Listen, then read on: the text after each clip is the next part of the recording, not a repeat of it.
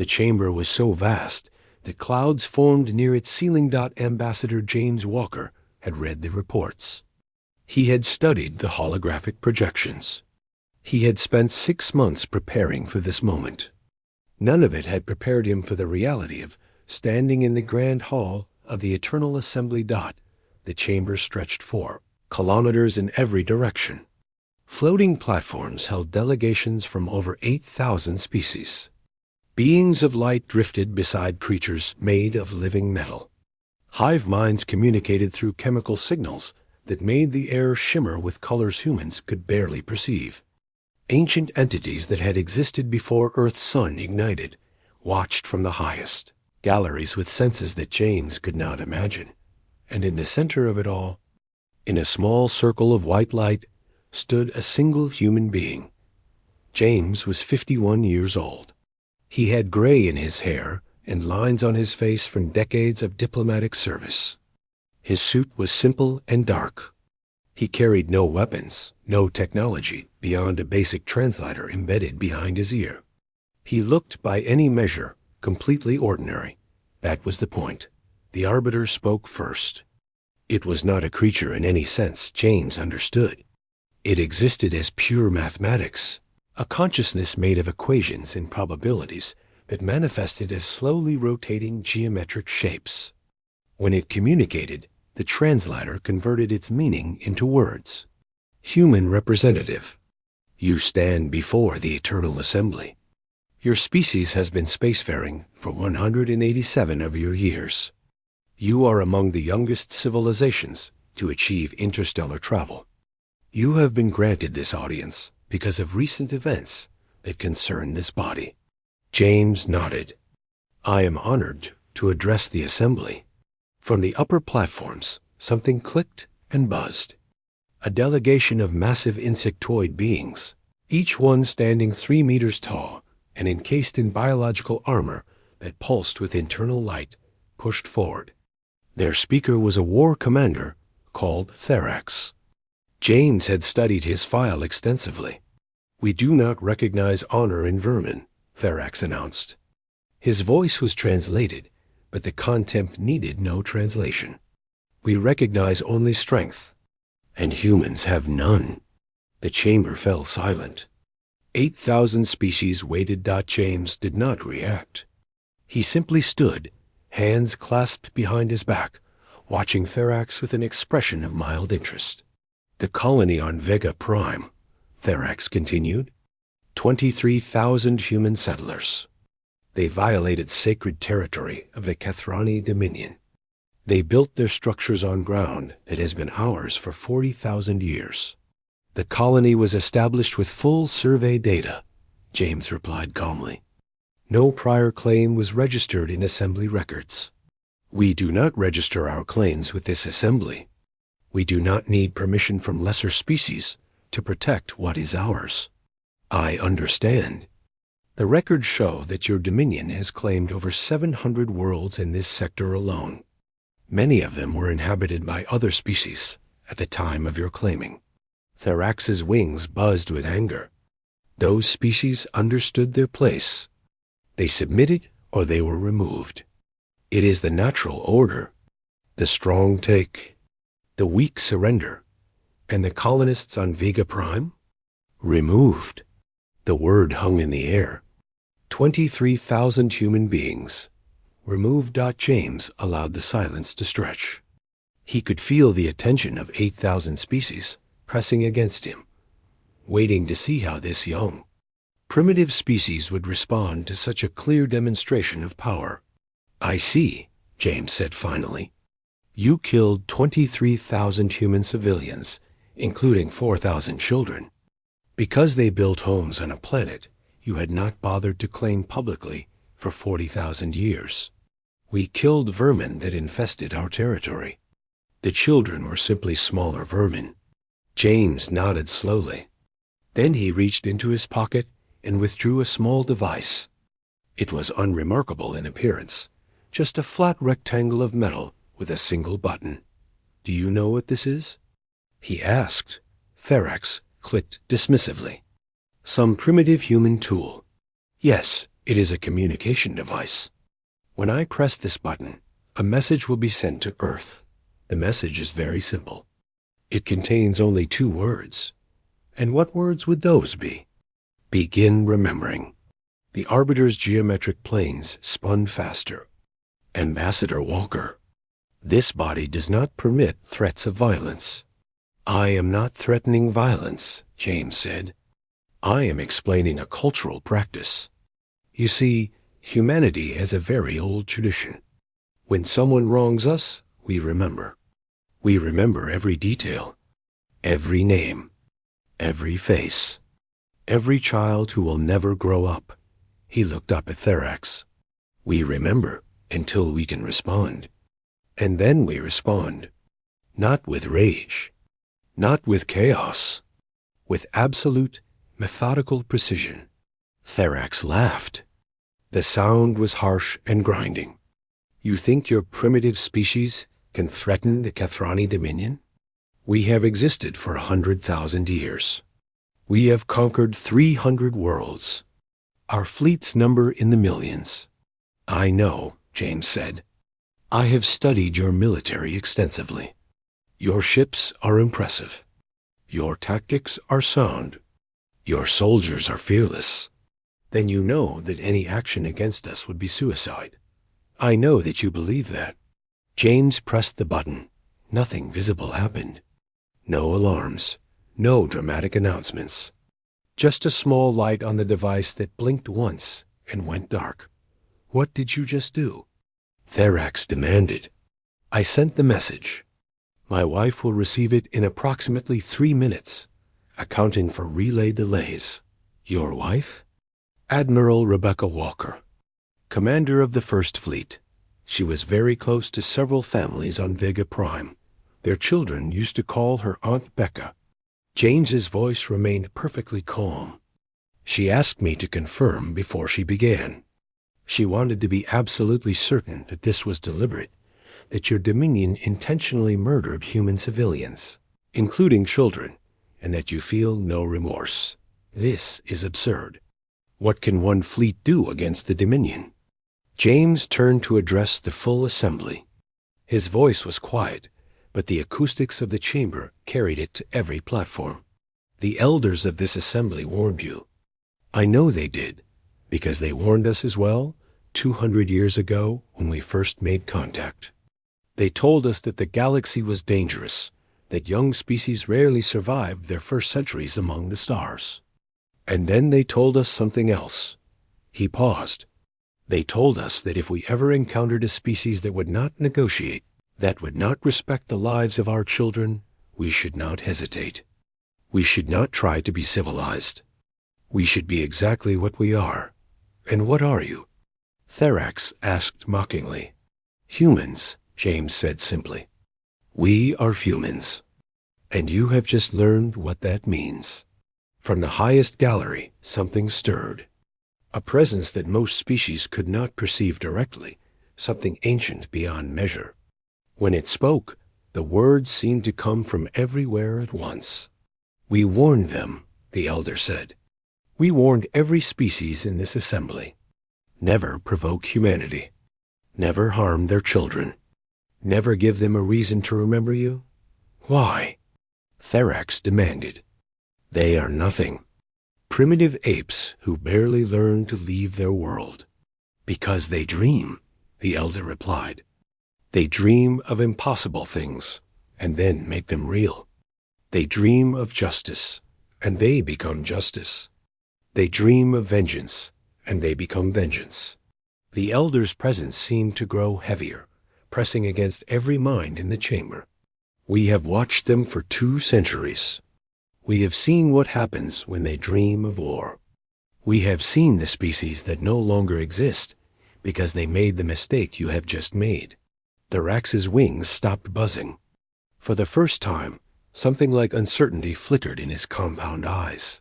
The First Fleet, he said slowly. How large is it? James smiled. It was not a pleasant smile. Large enough. In the silence that followed, every species in the Eternal Assembly began to understand why the elders had cautioned what they had cautioned.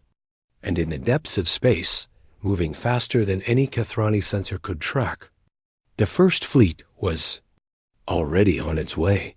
The galaxy was about to learn what happened when someone provoked humanity, and they were about to learn why the elders had been so afraid. Kathrani homeworld of Vastos had never known fear. For 100,000 years, the insectoid species had spread across the stars, conquering, consuming, and crushing any civilization foolish enough to resist.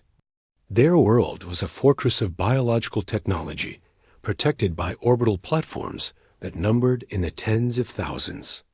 Their fleets patrolled every approach vector. Their soldiers stood ready on every continent. War Commander Therax had returned from the assembly with confidence in his steps. He had shown the primitive humans their place. He had demonstrated Kathrani's strength to the entire galaxy. Let them send their fleet. Let them try. But Elder Counselor Mythka was not so certain that she was old by Kathrani standards, her carapace dulled by centuries of service. She had access to archives that younger commanders did not even know existed, and she had spent the journey home reading everything those archives contained about humanity. You should not have killed the children, she said quietly as they stood. In the War Council chamber, Therax clicked dismissively. They were vermin, like the adults. The humans do not see it that way. They bond with their young in ways we do not fully understand. When you killed those children, you did not simply eliminate a threat. You created something far more dangerous. And what is that? Mythka's compound eyes fixed on her commander. Motivation. The tactical displays around them suddenly flickered. An officer at the sensor station made a sound that Therax had never heard before. It took him a moment to recognize it as fear. Report, Therax demanded. The human fleet, Commander. It has arrived. Already? That is impossible. The journey from their territory should take weeks. They did not come from their territory. They came from everywhere. The display resolved into clarity, and Therax felt his wings freeze against his back. The human fleet was not approaching in formation. It was surrounding them. Ships were emerging from jump points in every direction, spreading across the sky like a net being drawn tight. Therax had expected perhaps 100 vessels. There were thousands. How? He whispered. Mythka answered quietly. They have been planning this for years. Since before Vega Prime. Since the first time we threatened one of their colonies and backed down when they refused to submit. They knew, Commander. They knew that eventually we would go too far. And they have been waiting. On the bridge of the UNSS Remembrance, Admiral Rebecca Walker watched the tactical display with cold precision.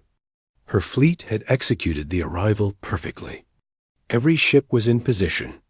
Every weapon system was armed. Every crew member knew exactly what was expected of them. Her communications officer, Lieutenant Marcus Dunn, spoke carefully.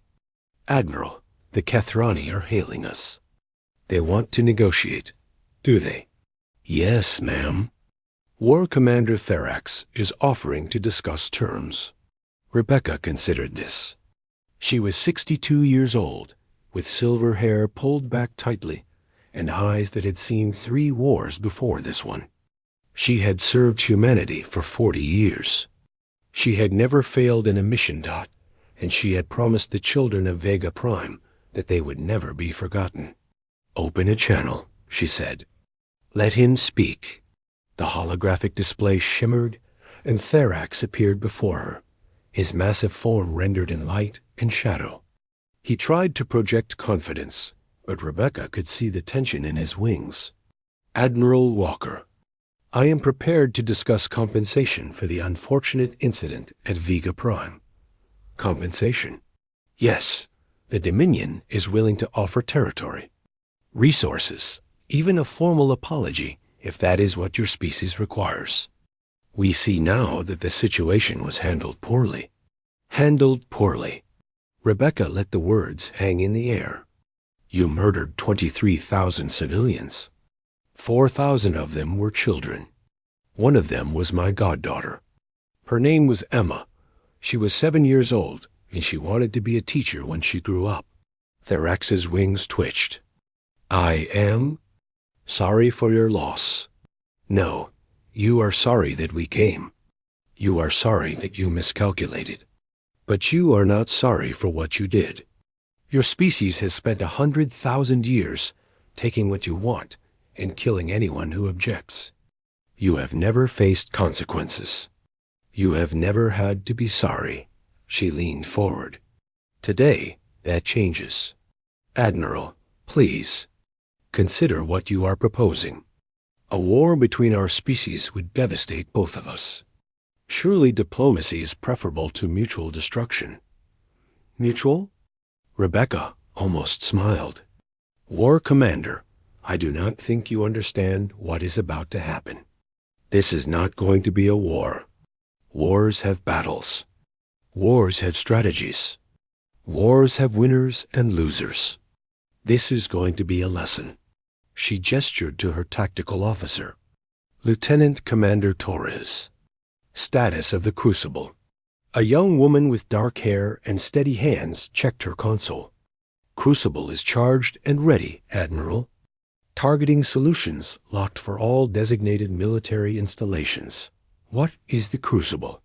Therax demanded. Rebecca studied him for a long moment. The elders warned you about us. Did they tell you what happened to the other species that killed our children? They mentioned that some civilizations had disappeared. Disappeared? Yes, that is one way to describe it. Rebecca stood. The Crucible is what made them disappear. It is a weapon that does not destroy matter. It collapses probability. It takes every possible future in which a military exists and reduces them to zero. Therax's translator struggled with the concept. That is impossible. Nothing can affect probability itself. You are correct. Nothing in the known galaxy can do that. But humans dream of impossible things, War Commander. And then we make them real. You would kill millions of Kethrani soldiers? I would remove every ship, every platform, every weapon system that your species possesses. Your soldiers on those vessels will simply cease to exist. Not die, cease, as if they had never been. That is monstrous. Yes, Rebecca's voice was quiet. It is. We built something monstrous because the galaxy taught us that we needed to be monstrous to survive. We hoped we would never have to use it. We planned. We waited. We gave your species every opportunity to leave us in peace. She stepped closer to the holographic display. You killed our children, War Commander. You called them vermin. You laughed when my husband asked you if you felt remorse. And now you want to negotiate because you are finally afraid. What do you want? Therax asked desperately. Name your terms. The Dominion will pay any price. There is only one thing I want, and you cannot give it to me. What is that? I want Emma back. Rebecca's voice cracked slightly, the first emotion she had shown. I want to hear her laugh again. I want to watch her grow up and become a teacher and change lives. I want those 23,000 people to live. Can you give me that, War Commander? Silence. No, Rebecca continued. You cannot. So instead, you will give me something else. You will give me a guarantee that no Kethrani ship will ever threaten a human world again. You will give that guarantee not through words or treaties, but through absolute inability.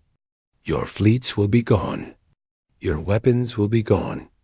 Your ability to harm anyone will be gone. You would cripple our entire civilization. I would ensure that you never kill another child. Not human. Not anyone. You will keep your worlds. You will keep your people.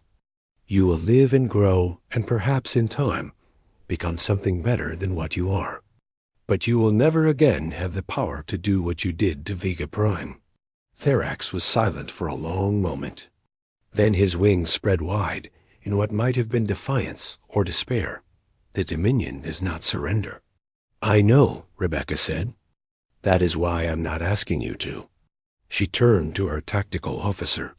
Lieutenant Commander Torres, activate the Crucible. The young woman hesitated for just a moment. She had volunteered for this duty, knowing what it meant. The Crucible required a human mind to guide it, to hold the targeting solution stable, while reality itself was rewritten. And the human mind that guided it did not survive intact. For Emma, she whispered. For all of them. She pressed the activation sequence. The galaxy held its breath. And then, everywhere at once, the Cathrani military simply ceased to be. On Vastos, Therax watched his tactical displays go dark. Every orbit was empty. Every fleet was gone. 100,000 years of military supremacy had vanished in a single instant, and in the assembly, 8,000 species watched in silence as humanity demonstrated exactly why the elders had been so afraid. The Crucible had been used only once before, in a conflict that had been erased from galactic records. The elders remembered. They remembered because they had been the ones to suggest that humanity develop such a weapon. They had known, even then, that eventually someone would be foolish enough to provoke the dreamers. They had simply hoped it would not be so soon. The galaxy had never seen anything like it in a single moment. The Cathrani Dominion had gone from one of the most powerful military forces in known space to nothing. Their fleets were gone. Their orbital platforms had vanished. Every weapon system, every warship, every soldier stationed in space had simply ceased to exist. The civilian population remained untouched. The cities still stood. The people still lived. But they would never again threaten another world at the Eternal Assembly. The aftermath was Chaos Ambassador James Walker stood in his circle of light, watching as species that had never agreed on anything scrambled to understand what had happened. Some were terrified. Some were fascinated. A few were already calculating how they might acquire similar technology. The Arbiter's geometric planes rotated frantically as it tried to restore order. This body demands an explanation. The weapon deployed by humanity is unprecedented. The Assembly must understand its nature and its limitations. The Assembly may observe, James replied calmly. We have no obligation to explain ourselves to those who stood by while our children were murdered. From the upper galleries, a delegation of crystalline beings known as the Velorith spoke in harmonics that made the air itself vibrate. Their representative, a consciousness named Ilum, descended to the central platform. Ambassador Walker, the Velorith have long maintained neutrality in galactic affairs. We do not take sides. We do not make alliances. But we wish to understand. Understand what? Your restraint. Ilum's form pulsed with inner light. You possess the ability to destroy the Cathrani entirely. Their homeworld, their colonies, every member of their species. Instead, you remove only their military capacity. Why? James considered the question carefully. Around him, thousands of species waited for his answer. Because we are not monsters, he said finally. We are human. We protect our own, and we respond to attacks with overwhelming force. But we do not commit genocide. We do not murder civilians. We do not become the thing we fight against. Even when your enemy showed no such restraint? Especially then. The Cathrani killed 23,000 of our people because they saw them as vermin. If we had responded by killing billions of Cathrani, we would have proven them right. We would have been vermin, animals, creatures that kill without thought or conscience. James looked up at the assembled thousands. Humanity chooses to be better than that. Not because it is easy. Not because we do not feel rage. I promise you, every human being in this galaxy feels rage when they think about what happened on Vega Prime. But we channel that rage into purpose. We use it to build, to protect, to ensure that such things never happen again. A remarkable philosophy, Elam acknowledged. The Valorth will remember this. But not everyone was impressed. In the shadows of the assembly, forces had been watching that James did not yet know about. Ancient intelligences that had guided galactic politics for longer than most species had existed. They had seen the Crucible demonstrated, and they had reached a troubling conclusion. Humanity could not be controlled. In a hidden station at the edge of known space, a council convened. They did not meet physically. They existed as pure thought, communicating across light years in ways that defied conventional physics. Their leader was known only as the Weaver, and it had spent 10,000 years ensuring that no single species ever became powerful enough to threaten the established order. The humans are more dangerous than we projected, the Weaver announced. The Crucible technology must not be allowed to proliferate. What do you propose? Asked another voice, cold and calculating. The Kethrani were a test. We manipulated them into attacking the human colony to see how humanity would respond. Now we know. They responded with devastating force, but limited scope. This suggests they can be reasoned with. Or it suggests they are patient, the Weaver replied. They built the Crucible in secret. They positioned their fleet without detection. They waited for the right moment. These are not the actions of a primitive species. These are the actions of a civilization that plans generations ahead. And what do you suggest? We cannot destroy their weapons. We cannot match their technology. But we can destroy their will to use it. How? The Weaver's consciousness pulsed with something that might have been anticipation. We take something they value more than victory. We take something personal, something that will break them. Earth? No, Earth would unite them. We need something that will divide them, something that will make them question whether their power is worth the cost. Silence stretched across the void. The ambassador's daughter, the Weaver continued. Her name is Sophie Walker. She is 22 years old, studying xenobiology at the University of New Sydney. She knows nothing of politics or war. She is innocent. You would take an innocent? I would demonstrate to humanity that their power means nothing if they cannot protect what they love.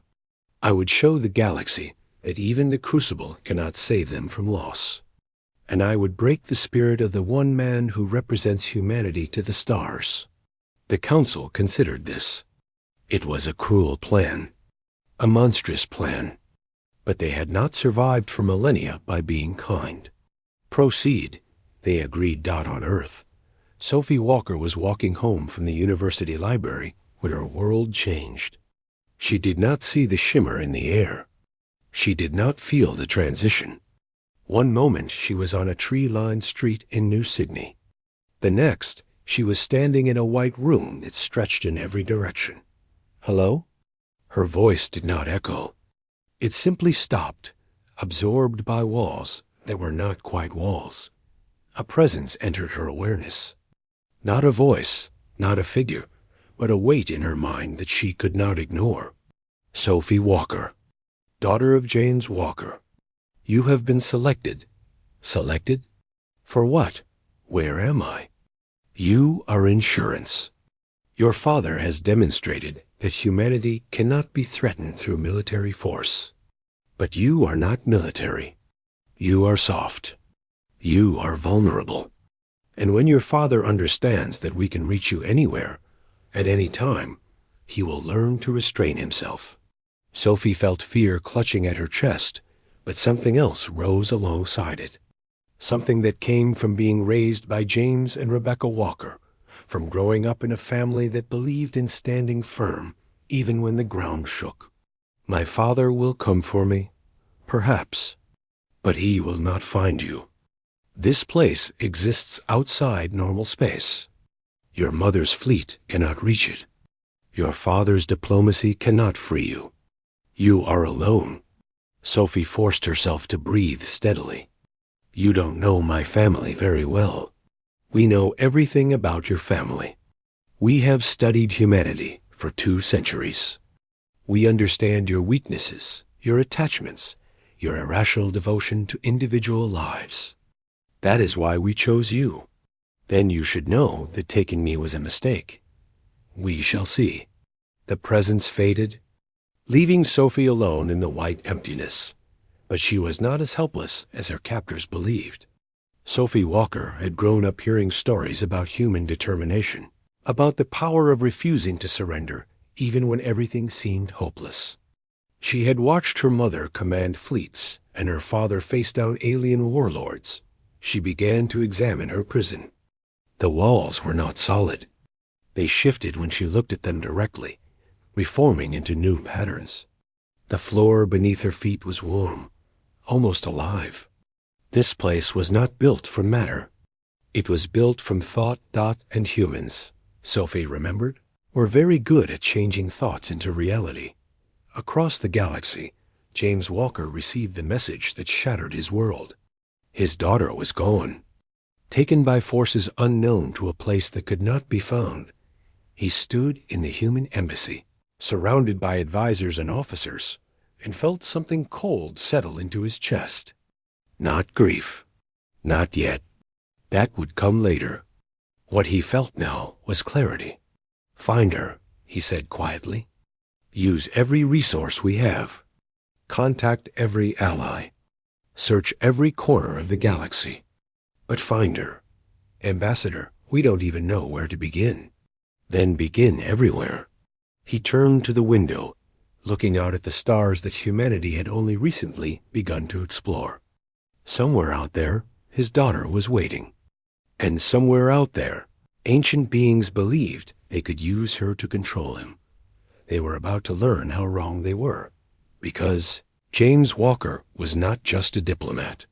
He was a father, and there was nothing in the universe more dangerous than a human parent whose child was in danger. The elders had warned the galaxy about humanity's fury. They had shown the power of human vengeance. They had not yet shown what humans would do for love. That lesson was coming. 3 months had passed since Sophie Walker vanished. Galaxy had watched with fascination and fear as humanity conducted the most extensive search in interstellar history. Every ship, every probe, every sensor array was dedicated to finding one young woman. All eyes offered assistance. Former enemies pretended not to notice. And through it all, Ambassador James Walker continued his diplomatic duties with a calm that everyone found unsettling. Admiral Rebecca Walker had taken a different approach. She had assembled a small team of specialists. Not a fleet, and she had been following leads that the official search could not pursue. Rumors, whispers, ancient records that most species had forgotten existed. Now she stood in a private chamber aboard her personal vessel, the Swift Resolve, speaking with the last being in the galaxy she had expected to contact. The elder who appeared before her was not physical in any sense she understood. It manifested as shifting patterns of light and gravity, a presence that made her teeth ache and her eyes water. Admiral Walker, you have requested this audience. Speak.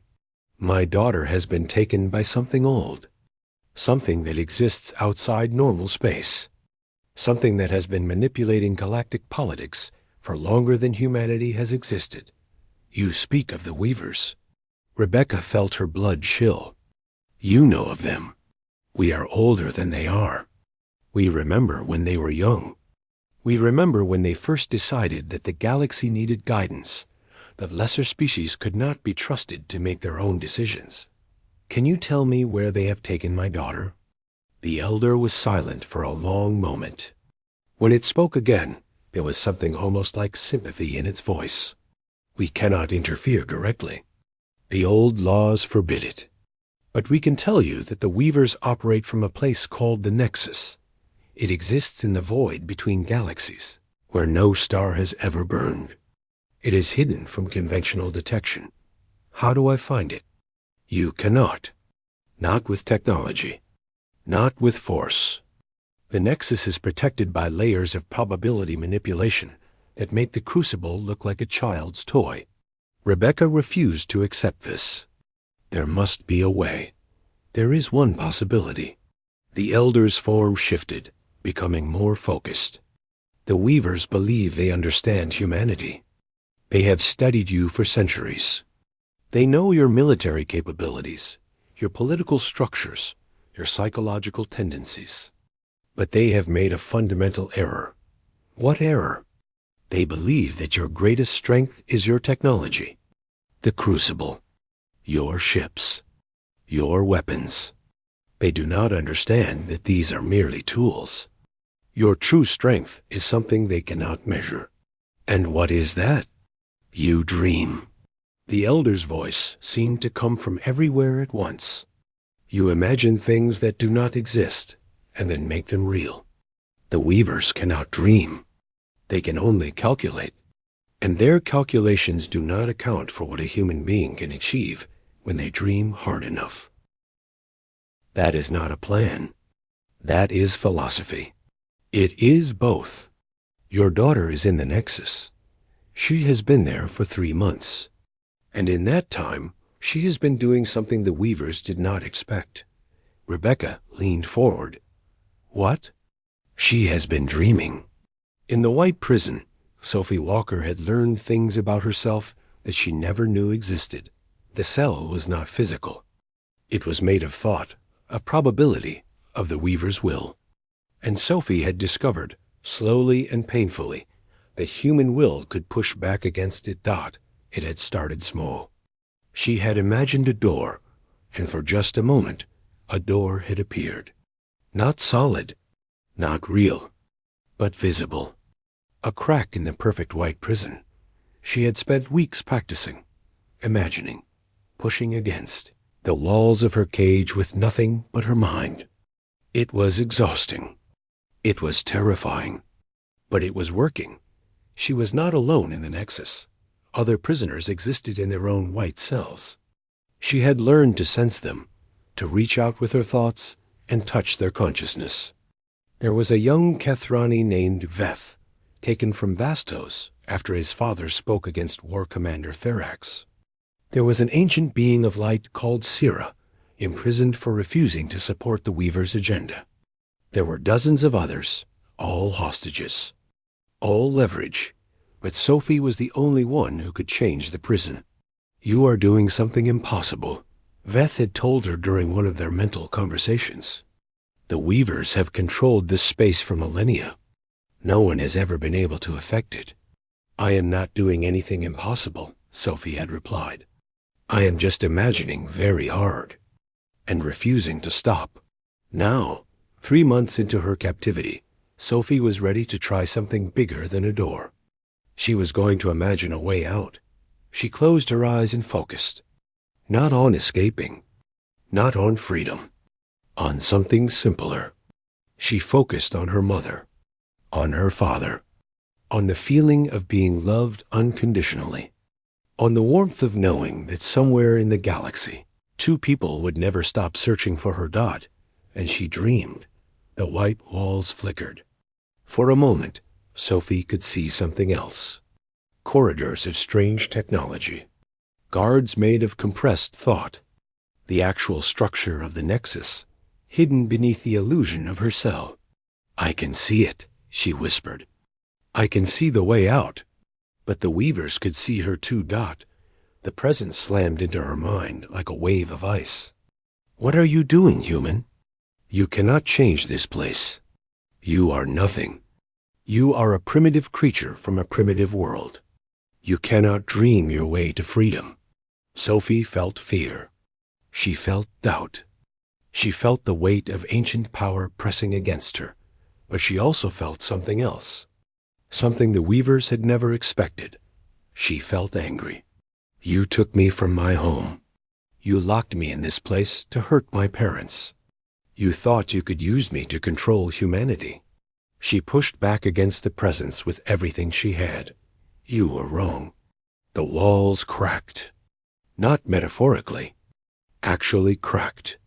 White lines spreading across the white surface like ice breaking on a frozen lake. This is impossible, the Weaver hissed. That word keeps coming up, Sophie said. My parents told me that humans specialize in impossible things. We dreamed of flying when we could not fly. We dreamed of reaching the stars when we were trapped on one small world. We dreamed of justice and peace and love, even when the universe told us those things were impossible. She pushed harder. The cracks widened. And now I am dreaming of freedom. I am dreaming of going home. I am dreaming of showing the galaxy what happens when you threaten a human family. The walls shattered. Sophie stood in a corridor of alien architecture, alarms screaming around her. Guards were converging from every direction. She had no weapons. She had no training. She had nothing but her will and her dreams. It was enough. She reached out with her mind, touching Veth, touching Sira, touching every prisoner in the Nexus. Wake up. The walls are down. It is time to go home. Across the galaxy, James Walker felt something change. He did not know how or why, but he knew with absolute certainty that his daughter had just done something extraordinary. He reached for his communication device and sent a message to his wife. She is coming. Be ready. Rebecca read the message and smiled for the first time in 3 months. She did not ask how James knew. She did not need to. They were walkers. They were human. And they were about to show the Weavers what happened when you took something precious from a species that dreamed of impossible things. The rescue was coming, and the galaxy would never be the same. The Nexus was burning, not with physical fire. This place existed outside normal space, beyond the reach of conventional weapons. But Sophie Walker had done something that the Weavers had believed impossible. She had dreamed so hard that reality itself began to bend. The ancient station that had served as the Weavers' headquarters for 10,000 years was coming apart at the seams. Corridors twisted into impossible shapes. Guards made of compressed thought dissolved into nothing. And through it all, the prisoners were running. Sophie led them. She did not know how she knew the way out.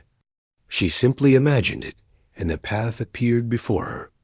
Veth ran beside her, his Kethrani form struggling to keep pace. Sira floated above them, her light form flickering with exhaustion.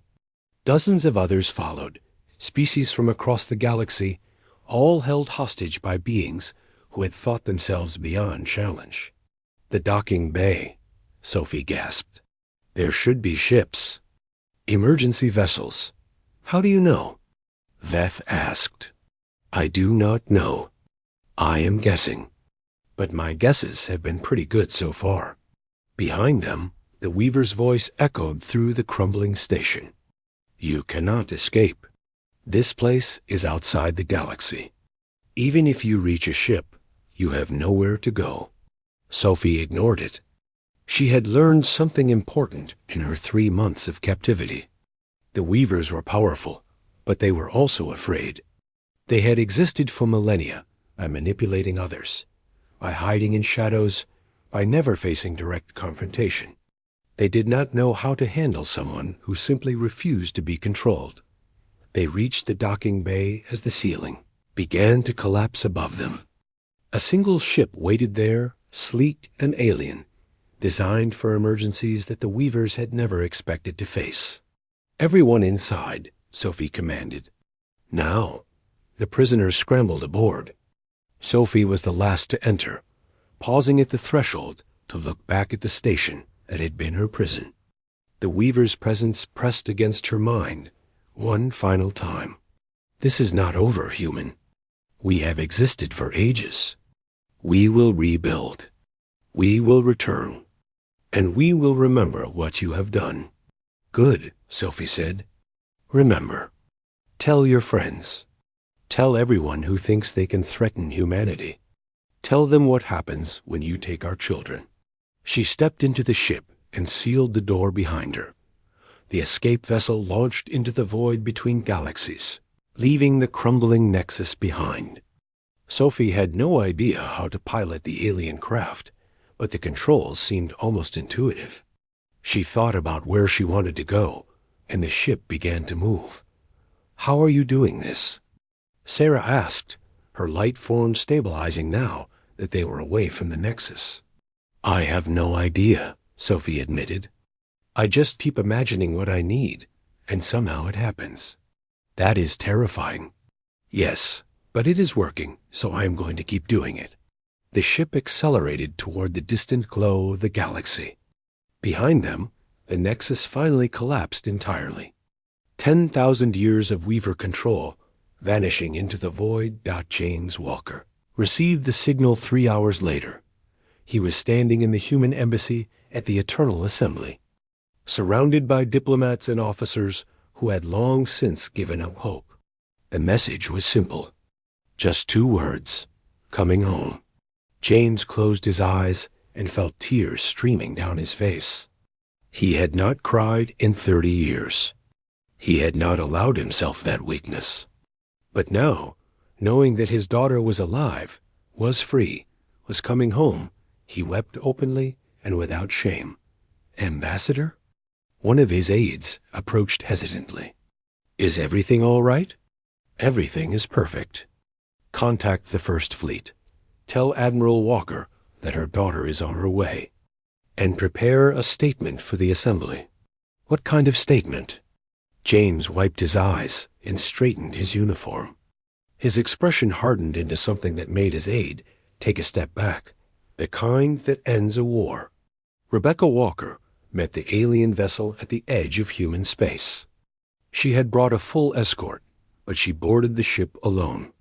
What happened next was between a mother and her daughter, and no one else needed to witness it. Sophie was waiting in the main cabin. She looked exhausted. She looked changed. She looked like someone who had walked through fire and come out stronger. "Mom." Rebecca crossed the space between them in 3 steps and wrapped her arms around her daughter. She held her tightly, feeling Sophie's heartbeat against her chest, proving to herself that this was real, that her child was truly safe. "You impossible girl," Rebecca whispered. "You wonderful, impossible girl. I had good teachers." They held each other for a long moment. Then Rebecca pulled back and looked at her daughter with the assessing gaze of an admiral. "You broke out of an unbreakable prison. You led a rebellion against beings older than human civilization. You flew an alien ship through intergalactic space." "Yes. How?" Sophie smiled. It was not the smile of the innocent student who had been taken 3 months ago. It was the smile of someone who had discovered what they were truly capable of. "I dreamed it, Mom. Just like you always told me. Impossible things are only impossible until someone dreams them into reality." At the Eternal Assembly, James Walker delivered his statement. Every species in the galaxy was watching. Every sensor was focused on the human ambassador who had seen his daughter taken and his family threatened. "The beings you call the Weavers have operated in shadow for 10,000 years, James announced. "They manipulated the Kathrani into attacking our colony. They took my daughter to use as leverage. They believed that by threatening what we love, they could control us." He paused, letting the words sink in. "They were wrong. My daughter escaped from their prison. She freed dozens of hostages from across the galaxy. She destroyed a station that was supposed to be indestructible. She did all of this alone, with nothing but her will and her imagination." His voice grew harder. "Let this be a lesson to everyone who would threaten humanity. You cannot defeat us through military force. We have weapons that can end civilizations. You cannot defeat us through manipulation. Our spirits are not for sale. And you cannot defeat us by taking our children, because human children are raised to dream impossible dreams. They are raised to fight even when all hope seems lost. They are raised to believe that love is stronger than fear. He looked directly into the cameras, knowing that his words would be broadcast to every corner of the galaxy. The elders warned you. Never provoke humanity. Now you understand why. We do not surrender. We do not forget. And we never stop fighting for the people we love. This is your only warning. Leave us in peace, and we will leave you in peace. Threaten us again, and you will learn just how far human determination can go. He stepped back from the platform. We are done here. 6 months later, the galaxy had changed. The Weavers had vanished entirely. Their network of manipulation scattered by the destruction of the Nexus. Species that had once been puppets now governed themselves. Alliances formed that had been impossible under the old order. And at the center of it all, humanity had taken its place not as conquerors, but as something else entirely. They became the ones who dreamed. Sophie Walker had returned to her studies, but she was no longer just a student. She had become a symbol. Young beings from across the galaxy came to learn from humans, to understand how a species so young could produce individuals, capable of breaking reality itself. She told them what her parents had taught her, that impossible things are only impossible until you decide they are not. That love is the strongest force in any universe. That no matter how dark things seem, there is always hope if you are willing to dream. James and Rebecca Walker stood together on the observation deck of the human embassy, watching ships from 100 species pass through the station's space. They were not young anymore. They carried scars from battles both fought and avoided.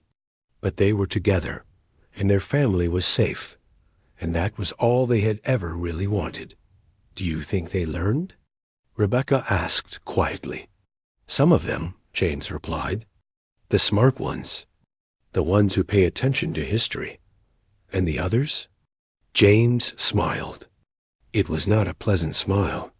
The others will need another lesson eventually. But that is a problem for another day. In the highest galleries of the assembly, the elders watched humanity with something that might have been hope. They had seen countless species rise and fall over billions of years. They had watched civilizations destroy themselves through greed and fear and hatred. But humanity was different. Humanity dreamed of tomorrow, even when today was dark. They held on to love even when hatred would have been easier. They fought not just to survive, but to build something worth surviving for. The elders had cautioned the galaxy never to provoke humanity. That warning still stood, but now they added a second piece of advice, given only to those wise enough to listen. Befriend humanity if you can. Learn from them. Grow alongside them, because a species that dreams impossible dreams and makes them real is a species that might just save the galaxy. If anyone could do the impossible, the elders knew it would be the humans. They always had. They always would. And that was the most hopeful thing the universe had seen in a very long time.